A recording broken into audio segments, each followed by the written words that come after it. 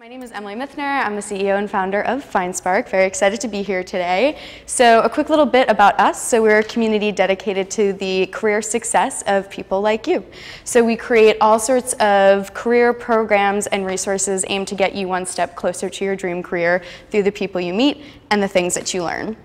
And here are just some fun numbers and stats about us. So we are an online and offline community, and we're first and foremost, really proud of the community that we've built in terms of people who participate in our programs, ranging from students and young professionals like yourselves to awesome speakers who come in and share their stories, and employers and companies who recruit through us. So I think numbers are fun, but I think it's best to talk about some of our community members and the impact that our community has had on them. So really quick, a few of our success stories. So starting off here, this young woman, her name is Courtney, and we recently did an event with Blue Apron. So Blue Apron recently raised a lot of money, and so they had to hire a lot of customer service professionals. So we did an event where we brought them 30 curated candidates for that role, and Courtney was one of the amazing folks who ended up getting a job just about a couple of weeks later. She was actually at the speed networking event that we hosted a couple of weeks ago. Next up we have Aaron, and Aaron was in a media role for a while, and he really wanted to get into data and analytics, and so through being a part of our community we were able to introduce him to someone at Viacom, and he's now working as a data analyst at Viacom. This is Rachel, and similar story to Courtney. We worked with Warby Parker, which is one of your companies, to produce an event to show off the culture at Warby Parker and to help them hire some intern and entry-level talent. And Rachel was someone who got an internship through that event, and she was fast-tracked to become a full-time employee, and now she actually manages the HR for the CX department.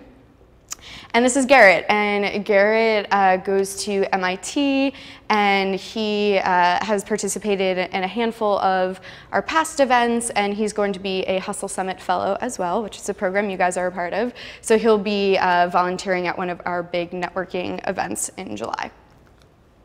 So essentially my dream job is helping other people find their dream jobs. So I do that through FindSpark, and over the last year I've also been able to take everything that I've learned about careers, internships, social media, and teach that at two different colleges. So LIM College and School of Visual Arts, where I focus on all the really important soft skills like networking and public speaking and personal branding and that good stuff.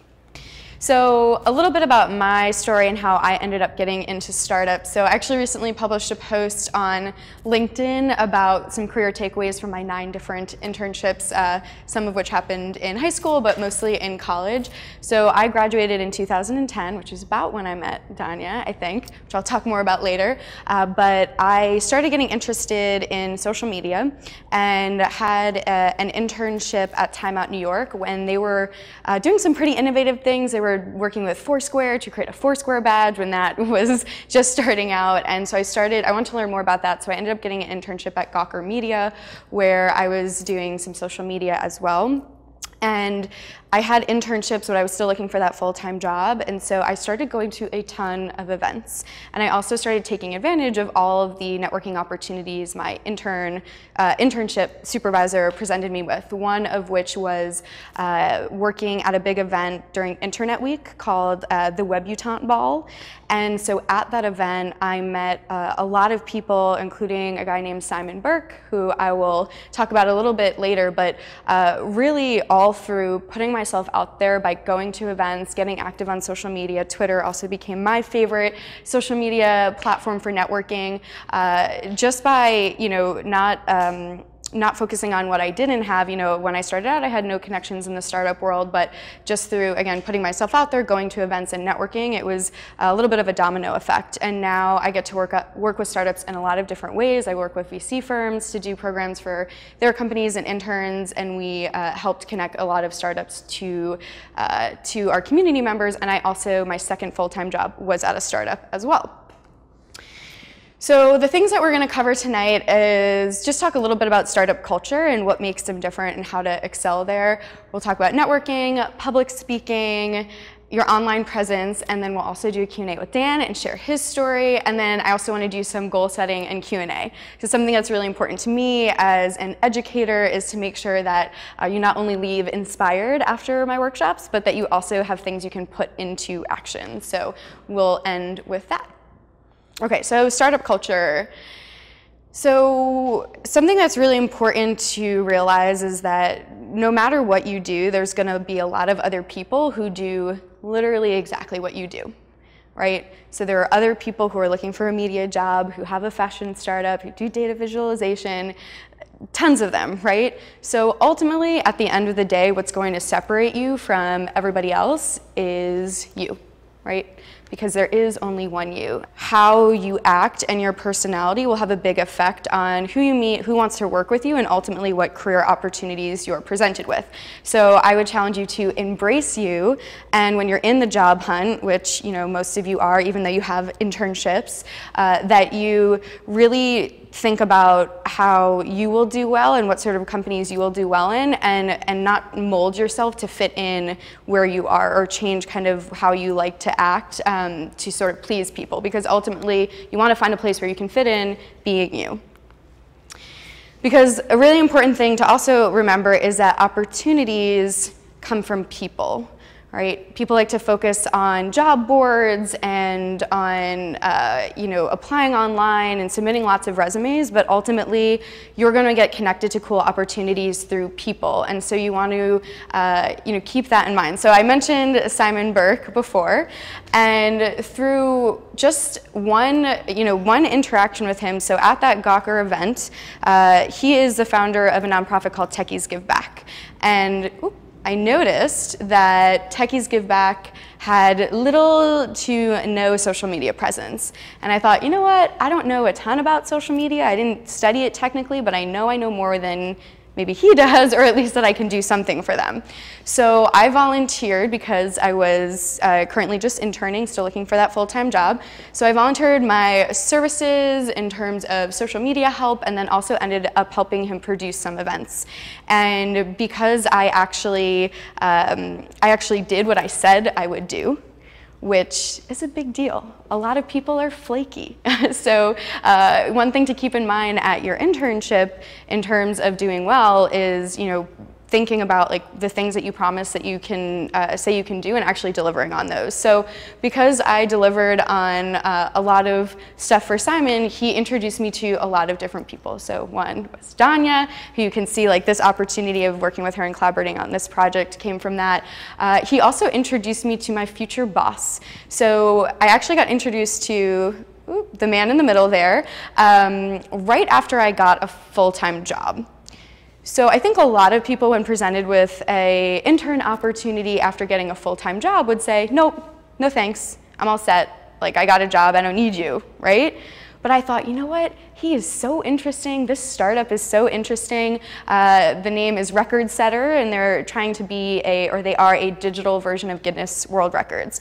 So instead of turning the opportunity down, I did it as a freelance job for about a year.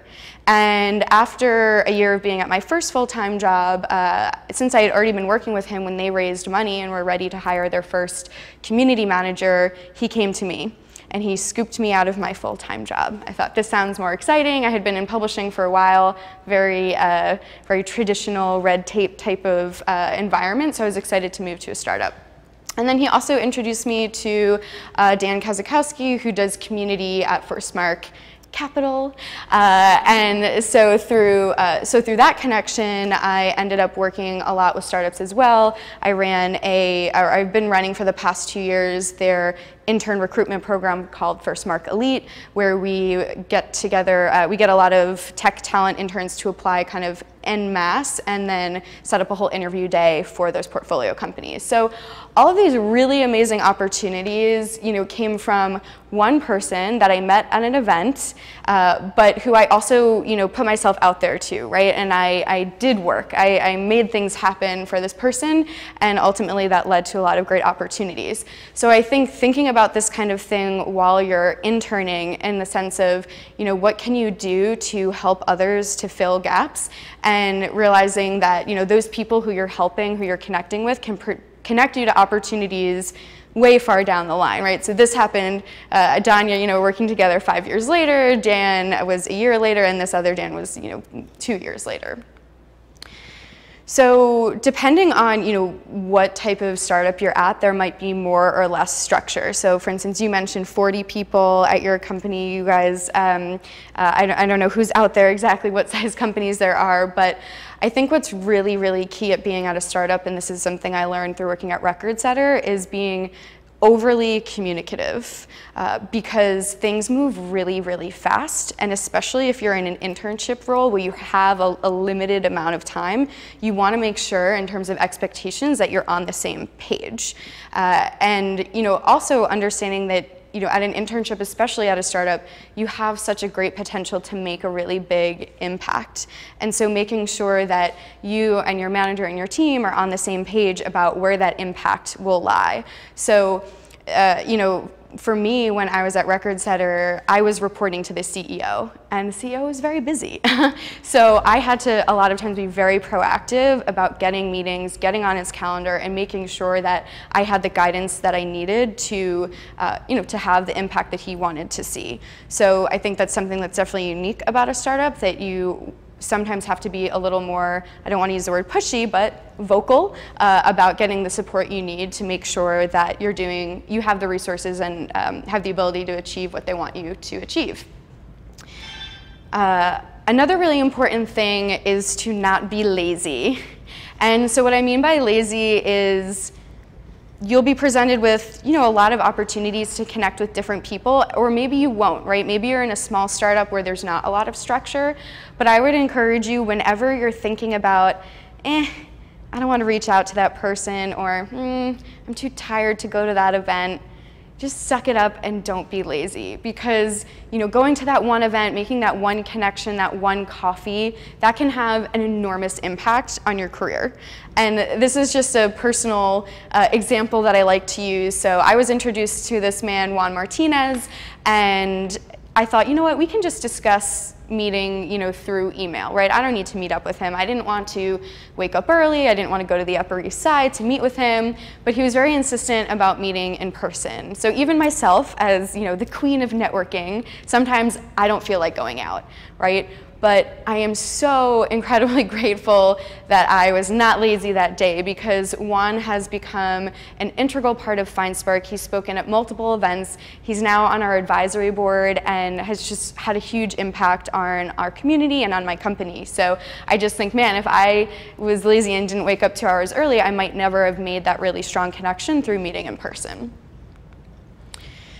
So the biggest thing I want you guys to take away from this is that your network is the most valuable thing you will ever have in your career. Because at the end of the day, again, these opportunities come from people, and the stronger network you have, the easier it will be to get things done, because you will have more people who want to help you. And how nice would it be if you never had to look for a job, because the jobs always came to you? Dream world, right? But that's the kind of thing that can happen if you're building these connections consistently and then maintaining them as well. Okay, so on to networking. So I wanted to talk a little bit about my personal experiences in terms of being at a small company versus a big company, because depending on where you are, you might have to fight a little bit harder or be a little more proactive about reaching out and forming mentor-mentee relationships. So at my first job at Sterling Publishing, which was actually owned by Barnes & Noble, so it's kind of a mid-sized company, about 200 people, but it had a big parent company. So they actually had a structured mentorship program. So a lot of companies might have something where they do events like these, they set up mentor-mentee relationship programs, they do lunch and learns, things like that. And if they have something like that, take advantage of it. I've also met some people who have reverse mentor, mentee kind of programs at their company as well. And so, you know, one idea that I'd put out there too, especially if you're at a startup, is if there is no sort of formal mentoring program, see if you can work with whoever is in people ops or people and culture, whatever they like to call it, and see if maybe that's something that you can help them develop while you're there as an intern. So again, if you're at a bigger company, you have more opportunities. And also, if you're at a bigger company, it might seem easier to make connections because there's just more people to connect with, right? So at Sterling, they were really great in the sense of connecting the mentor and mentees in different departments. So somebody asked in the questionnaire ahead of time, how can I get to know the product really well and the business really well so I can do well? And I think one of the things you can do is to meet with people who are not just people you directly work with. But if you're at a smaller company, you might think, well, it's just me and 5 other people. Or, it's me, the CEO, and the CTO, right? So if you are at a smaller company where you feel like, well, I've met everybody, we have lunch together every day, you might have to put a little more work into it, but there's still opportunities to utilize your colleagues' networks. So when I was at Record Setter, my boss was really great about helping me connect with people who could mentor me in realms that he was not familiar with. So I would actually sometimes go through his LinkedIn profile and say, hey, this person looks really interesting, or hey, I want to learn more about this, and I see you have a second-degree LinkedIn connection. Would you be able to introduce us? So if you feel like you've met everybody you can at your current company, start thinking about who can your current colleagues connect you with outside of the company. And that could be partners, collaborators, or just maybe they have friends from college they connect you with. So I think another big thing people have, or big issue people have with networking is just starting the conversation, right? So what do I say? I got a head nod there. So these are some really simple openers, and I will send these slides. You guys will all have access to these slides afterwards. That they seem really simple, but they work. Right? So when you're at an event, asking someone what brought you here, how did you find out about the event? What did you think of the talk? Also cheesy, but when you're standing in line for food or drinks or the bathroom, there's nowhere else to go. So you might as well turn around to the person behind you and say, oh, what are you getting? What drink are you ordering? And then, just asking about, hey, whatever the theme of the event, are you that type of person? Another tip that is not on here that I've learned to be very successful is when you're in an event where there's a lot of people, find uneven groups of people, so like groups of 3 or groups of 5, and kind of wiggle in by starting a conversation with the person who looks least engaged in that current conversation, right? So a lot of times people are in a group, maybe a couple people are chatting really intently, and you can see there's someone like on the side hanging out, so you can kind of walk up and say, oh, hey, like, how do you guys know each other, right? And then so you break off, and then you kind of ease into that circle. So just as important, or I think even more important than openers, are closers. Nobody likes closing, right? Closing a networking conversation can be so awkward. So one of my biggest networking tips is to be the closer, because the conversation has to end at some point. So if you're the one to end the conversation, not only will you, be able to move on to someone else, but the person you're talking to will be very thankful because nobody likes to do it. So here are also a bunch of very simple conversation escape methods. And these are, being a closer doesn't mean, just closing conversations you're not enjoying, but, again, you have to close every conversation at some point. When you're at networking events, people expect to talk to a lot of different people, so it's fine to move on, to say things like, I don't want to keep up, keep all your time. I'm going to go mingle around, but it was great meeting you, exchange cards. But so I started the first one because I think the best way to close a conversation is to actually take that person who you're speaking with and introduce them to someone else. Because not only does that close the conversation, but it helps initiate a new conversation. So I don't mean just saying, okay, well, I'm done here, Joe, meet Jane, bye, right? But thinking about who have I met and how can I find a common, bond between these two. And it could be related to their career. Oh, this person also works in data. This person also works at a startup. Or it can be something like, hey, oh, you guys went to the same school, you have to meet. Or you're both from Astoria, you should connect and, chat about why you love it there, right? So, don't be a sloppy connector, but, give some context there so the person understands why you're making that connection.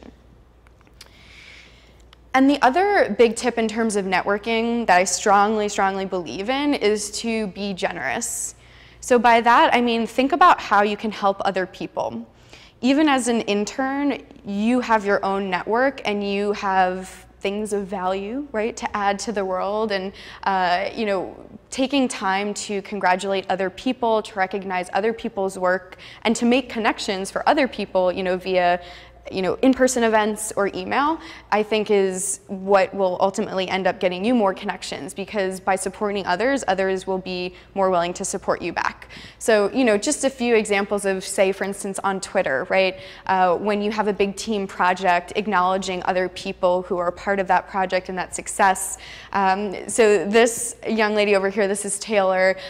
She's someone I hired as an intern last summer. She was so aggressive about reaching out to us on social media, I literally could not ignore her. I ended up hiring her, and now she has kept in touch very consistently by, you know, tweeting, messaging us, like sending quick emails, oh, you should check this out, and that kind of thing. So just, you know, being nice and giving people sort of digital pats on the back can prove to be a great way to stay in touch. And by the way, we're at almost 5,000 Instagram followers now. And then the next piece of advice is to stay on people's radar. And one of our workshops coming up at the end of the summer is focused more on maintaining your network. But I really want to emphasize that every post, every update on LinkedIn, on Twitter, on Instagram, that is a way for you to stay on people's radar. And you never know where that little notification can lead. And by little notification, I mean, you know, what is the first thing you do when you log on to any social media network? What do you usually do first? Check notifications. Yeah, check notifications, right? Because no one can deny that little red dot that says, oh my gosh, someone acknowledged my existence. Who was it, right? So little things like liking posts on LinkedIn, liking Instagram posts, by doing that, they might take the time to check out your profile, see what you're up to, and then think, oh my gosh, I forgot I have the perfect opportunity for her. I'm going to reach out. And then you get a job just from an Instagram like, right? It can happen. The other thing I hear a lot from people is not really knowing the etiquette or how to reach out to connections that they might have made a long time ago and had sort of faded in terms of the maintenance of the connection. And people get really obsessed with how often do I follow up, right? Okay, so I had an internship. Do I send a like, hi, how's it going email once a week, once a month, every 6 months, every semester? What do I do? And I think it's more important to just think about people when it happens naturally, and then take those natural moments of, oh, hey, I think this person would appreciate this, or, oh, I just realized I can be helpful to this person in a way. And to reach out to them then, and not be afraid to reach out if you have a reason to, even if there's been a long silence. So this is Mackenzie, and this is a picture of us from 2010. Yes, 2010, so we were interns together at Time Out New York, and we ended up friending each other on Facebook, but had no real conversations or interactions for the next 5 years, basically, 4 or 5 years. But I still saw her updates, and I saw that she was at BuzzFeed, and she posted this, that she had, you know, got a great promotion. She's younger than me. She's a senior lifestyle editor at BuzzFeed, and wanted suggestions for blogs and people she could potentially profile and write about. So even though I hadn't talked to her for years, I took that as a reason to say, oh, you know what, I'm going to reach out to her because I have a lot of friends with blogs that I think she would like. So I reached out, and she said, you know, thanks so much, and now we, you know, rekindled that connection a little bit. So don't force it, but when you find an opportunity where you can add value, do it, and don't be afraid even if there's been a long gap. Okay, so next up, one of my favorite topics, public speaking. I see the dread in your eyes now. So it is so, so important to be able to speak well. Speak well in front of a small group, to your boss. You know, I definitely realize that, you know, literally most of America would rather be dead than standing where I am right now. So if you feel like that too, it's okay, it's totally normal. But if you want to excel, you need to be comfortable talking in a lot of different environments and settings. And these are some of the biggest things that I've found matter in terms of making a good impression. So number one is handshake. It is very often your first point of contact with anyone. And there's no quicker way to make someone uncomfortable by offering one of these, like, weak, Like, oh my God, I feel like I just hurt them, you know? So it sounds silly, but practice a good handshake. Whenever someone shakes my hand and it feels weird, I make them do it again, right? And normally what I say is if you feel like you're squeezing like a little bit too hard, you're probably good, right? So you want to give like a couple of pumps. The next thing is posture.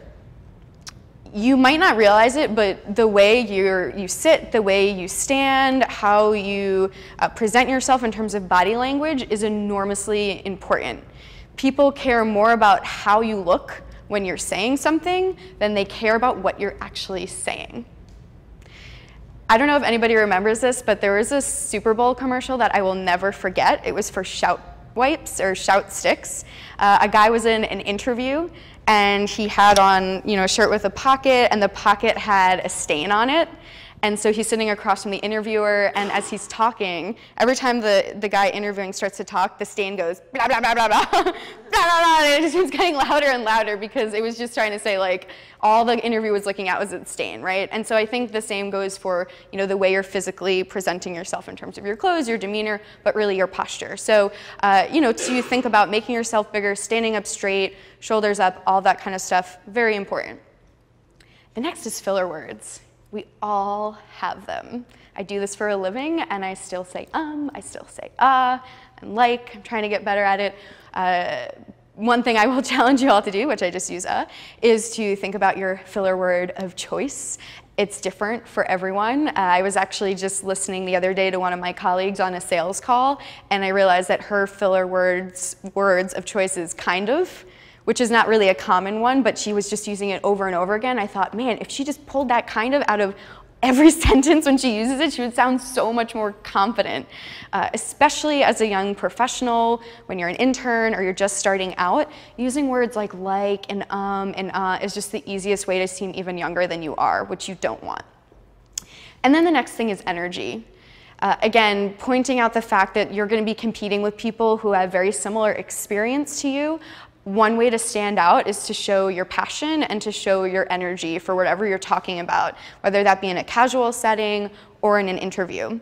And it's also true, like what I mentioned before with body language, is how you say things is so important. Again, people care more about that. The data says it. People care more about how you say things and your energy than what you're actually saying. So you want to make sure that you are enthusiastic in all settings. So I just wanted to take a little bit of time to practice together. So since it's a small group, I would love to just put everyone on the spot, which I'm sure you all hate. But thinking back to what we've just talked about, so besides handshake, we can practice that later, but posture, filler words, and energy. And I won't make you guys stand, but to maybe put everyone on the spot and just share a little bit in detail a recent project, like 30 seconds or less. Just talk about a project that you've worked on recently, like a little more in depth than you just did in your intro. And whatever your filler word is, don't use it. And two of my suggestions for getting rid of filler words are, one, whoever you spend the most time with, friend, boyfriend, family, roommates, tell them you're working on this and tell them to give you a little slap every time you use your filler word. And the number two tip is to speak slower. It's fine to pause, it's fine to think, and it's called filler word for a reason. People get uncomfortable when there's silence, and they use these ums, likes, whatevers to fill that silence, but don't be afraid to pause. Dramatic pauses can be very effective. So I'm going to start with the young lady who walked in, since we haven't put you on the spot at all yet. So you can, introduce yourself, let us know where you work, and maybe just tell, 20, 30 seconds about a project you're working on. Okay, sure. I guess I just need to say an introduction. I'm Jenny, and I work at Splash. I'm from Swarthmore College. I'm a rising senior, so I'm going to graduate soon. Looking for a job. Well, so recently we're working the design for a main tool, our main product. It's a website building tool for building Splash pages. It's the event page that you see, inviting you to come here. So I'll be working on the tools that you use to build that page. And we're still working on it, collecting user data, and I'm a developer intern, so I'm going to Great. Great job. That was really good. A few filler words in the beginning, but once you got into it, you were great. That was awesome. Very cool. We'll go back to Dan. All right, I'm Dan. Can I introduce myself again? Well, you can just tell us the. Okay, so a project I worked on recently, the last week, I'm working on the signal or order type on our matching engine. Basically, one of the main purposes of that's kind of one of our pillars or our philosophy is to ensure that all trades that happen on our platform are fair, to ensure that every single participant, whether it's a mutual fund or a pension fund or an individual investor or a high frequency trader, if you're outside the industry, these words might not mean anything, but many different types of participants in the stock market. Companies or individuals who buy and sell stocks who are trying to invest their wealth, to grow their wealth, put it somewhere safe, or show that they support a company, and hopefully share in the success of that company, things like that. And the interaction between all those different types of participants happens on the stock markets, the New York Stock Exchange, NASDAQ, AEX. And so, because one of our pillars is fairness, ensuring that all of them meet on fair terms all the time, we build order types, do a lot of data analysis to understand how different types of participants interact with each other, how they interact with the stock market as a whole. And so that's a big part of my job is looking at the data, trying to understand what they're doing. So the project I worked on recently was working on optimizing a signal that goes into one of our order types. Basically looks, hey, the market's about to move. Any trades that happen at this old price are probably unfair trades because the market's going to be higher in a split second. So we don't want to allow trades to happen at this lower price because if someone sells stock at a lower price and it's not really the fair value of the stock is a higher price, they could have sold it for more if they just waited. And they basically got taken advantage of this really smart buyer. And so we use a signal to detect when that situation is about to happen in those situations. We try to protect our seller, we try to protect our buyers. It's working on ours. Great. So something I loved about Dan's was his hands. It really showed a lot of great energy just by using his hands a little bit. So yeah, that was awesome. Cool. Okay, you want to go ahead? Okay. Recently, I changed my business strategy. As I started, I was focusing on spending a lot on products, and I changed my business strategy. I'm focusing more on building a brand. So as I first started my brand, I had an idea of, I wanted to represent entrepreneurs, but I was kind of getting away from it, and I came up with this strategy where I wanted to, like the most successful entrepreneurs, I wanted to have them sketch. So I called my assistant, person that helps me with my sketches, and we came up with the sketch with Steve Jobs, Bill Gates, and Jay-Z. And I dressed them up, styled them, and I think it was successful to join, actually. Great. Very cool. Awesome. You speak nice and slow, which I like, right? Okay. Because a lot of people rush, and I think that's a big mistake people make because they feel nervous and they just want to get through it. So I like that you sound like nice and calm and cool and confident, which is great. Okay. Okay, so one of the recent projects that I recently worked on was when I was in school. There was a need for a fashion event just because there wasn't any at the school. So I was part of the organization called African Society of Georgetown, and within that, I was able to implement that idea to the president, who okayed it after sending him a proposal that I had sketched. And after that, I was able to come up with a group of 4 to 5 people, a team, that was able to help me create a budget. Was also able to help me find clothing in which different designers were able to donate, as well as finding a venue so we can have the project in. And overall, it was successful. For the first year, we made sure it was free to accommodate people in terms of, I don't really know what this is, but I'm gonna go anyways. So with the first year, we had about 150 participants come and see the fashion show, and then we started to grow, 200. Our last year was about 350 students students from across Washington, D.C. So. That's great. Very cool. I feel like so relieved afterwards, right? So another thing that I noticed a lot, so I mentioned I teach, and a big thing with getting them to speak is people have a hard time ending, and they actually end a lot with "so yeah."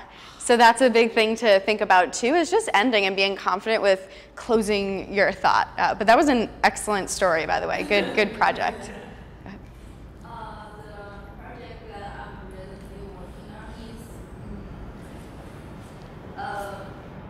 Come up with some graphs for client reports, because currently most of the reports provided by us to our clients is the data files, such as Excel files. So I'm trying to create some nice graphs based on the data we already have, so that the clients can get more insights from the graphs. And cool, no, that's great. Round of applause for everyone for doing that. It's not easy to talk in front of a group. So one of the biggest things with all this is just to practice and give yourself different environments to practice in. I always think back to the early days of The Sims. I haven't played in a while, but they used to be able to get charisma points by practicing in the mirror, right? It sounds silly, but just practice out loud. And this is especially important if you have a meeting with a boss, if you have an interview, practice telling those stories, because those stories are what's going to support, yes, I know how to do X, Y, Z, but give me a real example of doing that. All right, so moving on to online presence. So before saying anything, I think it is so important to emphasize how there is no one blueprint for how to network online, for how to put yourself out there. It is so important to think about what your goals are first, and then think about, how can you use these tools to reach those goals, because it's going to be different for everyone. And a big part of being successful with your online presence, your online branding, is that you actually enjoy doing it. So, personal example, I had the goal for myself when I graduated that to become a social media expert, needed to blog at least 3 times a week about things going on in the world of social media. I set that goal for myself, built the WordPress site, and it lasted, maybe 2 weeks tops. I just got really overwhelmed sitting there in front of, the blank WordPress page, and started to fall in love with Twitter. I felt like Twitter was easy, it was quick, and it was so amazing to be able to connect with people so quickly and easily, like you mentioned, right? With big people, my peers, everyone. And to this day, I rarely blog. I maybe on my personal blog post, a few times a year, but I have 5,000 Twitter followers. So, I think it's just an example of figuring out what platform you can best integrate into your daily life. And on that note, another thing people get really overwhelmed with is, what do I say? What do I write about? Nobody's going to want to listen to me. I don't have anything to say. But you are already I'm sure of it, consuming so much content from so many different platforms. So instead of being obsessed with, what are people going to want me to say, just post when you find something interesting. Post when you feel like you found an article that would be helpful. Tweet at 2 people when you feel like it would be helpful to connect them. Do things naturally and don't feel like you have to create this whole nother level of content to put yourself out there. Just use what you're already consuming. And some really big, easy tips. So LinkedIn is huge. If you don't have a LinkedIn, you need to have a LinkedIn. And this is something where I'm kind of going back on what I just said in terms of, do what works for you. I really do think everybody needs to have at least a basic LinkedIn. It's very important, I think, no matter what industry you're in. And a couple of big tips with LinkedIn. So number 1 is that you can make a custom URL, if you guys didn't know that, right? So instead of having the default with a bunch of letters and numbers, you can put your name. If you have a common name, you can come up with some sort of alias or that sort of thing. But this is much better than the default because you can put this on a resume, right? You can link to it on your email signature. You can write it out and it'll look very nice. So that's an easy one. The next tip is something that I personally just learned, and I'm curious if you know this as a community person. Did you know that you can download all of your LinkedIn connections as an Excel file? Yeah. Amazing, right? So, of course, obviously LinkedIn is a great tool for, typing in a company and see if anyone you know works there, but it can be a little bit cumbersome to search through your own network on LinkedIn, so it's kind of a hidden gem. They don't really promote this very much, but if you just, ooh, that's my phone. So if you just Google download LinkedIn connections, it's like a one-button process. So that's just something that's useful for, every so often, download your connections. You can easily see like who works where, what titles do they have. You can do a control find to see who's got the word data in their title, right? You could probably make some fancy visualization of all your connections. So 2 really easy, quick to implement tips there. The next thing is to just think about your usernames. So I just bring up Twitter as an example, but obviously any platform you're on, you're going to have to come up with a username. And these are examples kind of ideal to not ideal, right? So I think whenever possible, it's really great to be able to have your name on all these platforms, but of course not everybody has an uncommon name. So you can do things like add, hey in front of it, you can add, initials and things like that. But just be cognizant of my rule of thumb for handles and account names and that kind of thing is you should be able to say it to someone at an event and they shouldn't be confused. Right? So, my issue with this person's name is that there's like if she just said that to me, oh snap, it's T or Ty, like it could be written a gajillion different ways, right? So not good. And then Justine, awesome community member, but this looks like an AOL screen name from, 1998. So make it easy to remember, make it consistent, and if possible, be consistent across all your platforms. So your website, your domain, your LinkedIn, Twitter, all that good stuff. Another really important thing is to think about your bios on all these platforms. You want to give people as much information as possible so when they're clicking on your profile, they're learning more about you and not getting frustrated because there's no link and there's no information. So I think a really good template, regardless of what platform you're writing for, is what you're doing, what you've done, and something fun. So what you're doing, entertainment professional, intern at the Orchard, what you've done. So what was your previous internship? Where did you go to school? What sort of club leadership activities did you do? And then something fun. People, again, want to know who you are as a person, and so putting in things like love skiing and nature, or triathlon, or but just give something for people to have as a talking point, because connecting on that human level, in an everyday setting, in a networking setting, in an interview setting, just makes things so much more simple and kind of easy. So always try to think of what sort of fun thing that you can add. But then also, especially in places where you have more room, so say like LinkedIn, one of my big tips is to move your LinkedIn summary to the top and tell people why you do what you do. The amazing thing about your online presence is that you have total control over what people are learning about you and what your story is. And you really want to take advantage of that. So, talking about why are you interested in data? What got you into that, right? How did you start out as a programmer? Why are you interested in fashion? What about media are you interested in? Give people that extra story so that they can get an understanding for why you do what you do.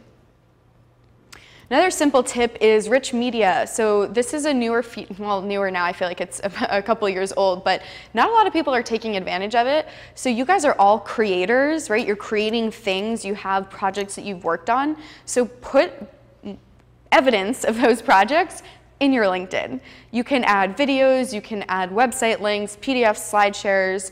Just give people more context about the work and projects that you've done. So on Twitter and just in general, connecting with people and connecting with brands. This is what I think is an example of a perfect tweet. I think it has 5 elements of a perfect post, and I'll tell you what those elements are. So number 1 is having a hashtag. So whenever possible, especially if you're tweeting or posting it about an event or a current event, if there's a hashtag, pay attention. If there's something you can use to insert your conversation into, or your comment into a larger conversation. The next is to both mention the person behind whatever you're talking about, in addition to the company. Because, most likely a big company or even a mid-sized company, they might not see your @mention. There's a much, much higher chance that the actual person will. So a good way to think about this is, when you find articles that you're reading that you like, that you post, instead of saying, great article via New York Times, take an extra second to figure out who is that tech reporter at the New York Times who wrote that article and @mention them. The next 4th element is the photo. So every network now, if you include a photo in it, your post is going to see way more action, whether it's LinkedIn, Twitter, or Facebook. Facebook actually video now, right? So include rich media when you can. And then the 5th thing is show some personality. And to that, I will point to the emojis, right? So you're allowed to have fun. You're allowed to show your personality. And you can see this tweet was actually favorited by the company she mentioned, MRY. And I would like to say that maybe not the specific tweet, but because Nancy did such a great job connecting with MRY through on her own terms and through the FindSpark community, she is currently interning at MRY, and that is her dream internship. Another really important thing, though, to think about when posting, and these are screenshots of one of the Spark Capital team members, John, is to add in your own opinion, right? And tell people a little bit about why you're posting something.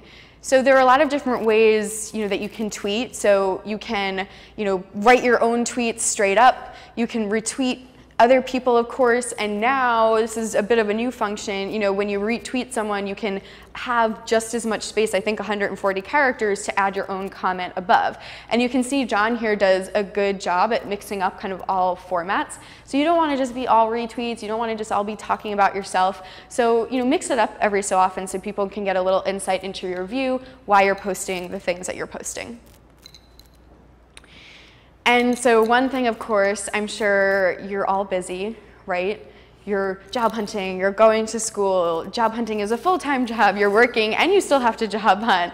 And you might want to have a life and see your friends or run a triathlon, right?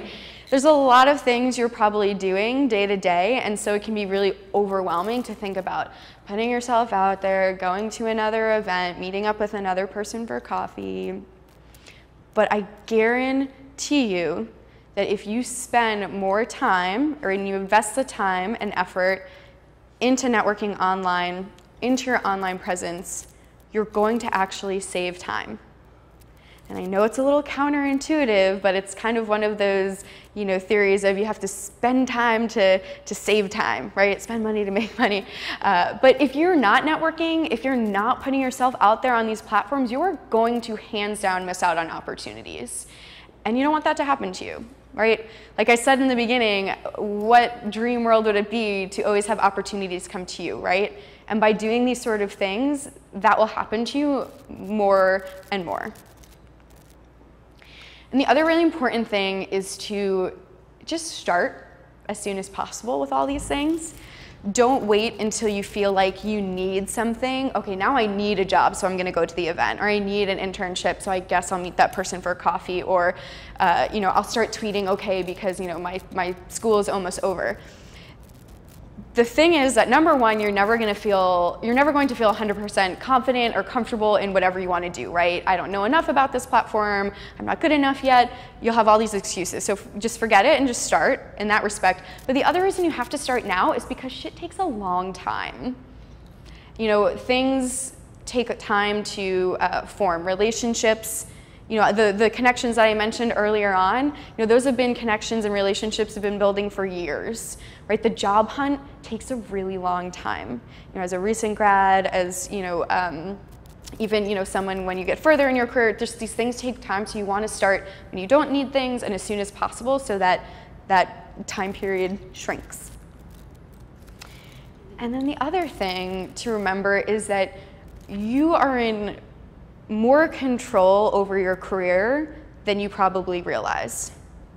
You're in more control over your network and over the opportunities that come to you. One of the reasons I started FindSpark is because I was really sick of people focusing on the doom and gloom that is job hunting, that is the job market. You know, things are getting better, but say in 2008, right? No one could get a job, impossible. There are so many tools at your disposal. There are so many ways for you to connect with people. You're in an amazing city right now. You guys are in amazing cities as well. You really want to take advantage of that. No one is stopping you from creating an amazing network. So just keep that in mind as time goes on, that you really are in full control over all those things. And this isn't an accident. I'm including this slide again because I think it's really, really important to drive home the fact that that network that you are building, that you need to take ownership of building, that is the most valuable thing that you will ever have. Your skill sets, of course, are important, but it's people who are going to be able to connect you to opportunities to use those skill sets.